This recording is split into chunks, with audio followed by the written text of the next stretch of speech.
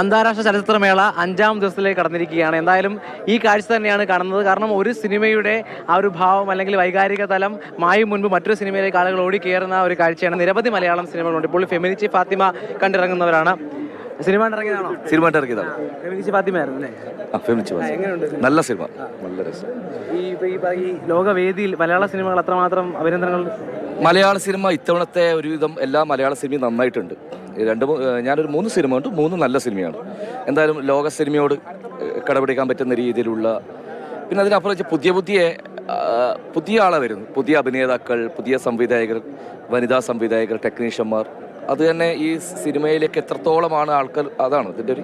എന്തായാലും സിനിമാ പ്രവർത്തകരുടെ പ്രതീക്ഷകൾ അത് തന്നെയാണ്. കാരണം അത്രമാത്രം യുവജനങ്ങൾ മുന്നിലേക്ക് വരുന്നു, പുതിയ പേരുകൾ സ്ക്രീനിൽ തെളിയുന്നു എന്നുള്ളത് വലിയ പ്രതീക്ഷയാണ്. അതാ മറ്റ് ഒരു കൂട്ടം യുവജനങ്ങൾ. കാരണം എനിക്ക് ചെറിയ അടുപ്പമുള്ള, കാരണം കൂടെ പഠിച്ചവരാണ്, ചെറിയ അടുപ്പമുള്ള എന്നാൽ വലിയ സ്നേഹമുള്ള ആൾക്കാരാണ് കൊല്ലത്ത് എത്തിയിട്ടുണ്ട്. അപ്പോൾ സിനിമ ഉണ്ട്. ഞാൻ the room next door, substance, അങ്ങനെ ഒരു 3-4 സിനിമ കാണാൻ പറ്റി. സന്തോഷം. വൈബിന് വേണ്ടി ഇവിടെ ആരെങ്കിലും വന്നോ? വൈബിന് വേണ്ടി മാത്രം. എങ്ങനെയുണ്ട് തിരുവനന്തപുരം തലസ്ഥാനത്തിന്റെ വൈബ് മുഴുവൻ IFFK കൊണ്ടുപോകുന്നു? എന്നും സന്തോഷം മാത്രം നൽകുന്ന ഒരു സ്ഥലമാണ്. എപ്പോഴും എല്ലാ വർഷവും നമുക്ക് IFFK സന്തോഷം മാത്രമേ നൽകത്തുള്ളൂ.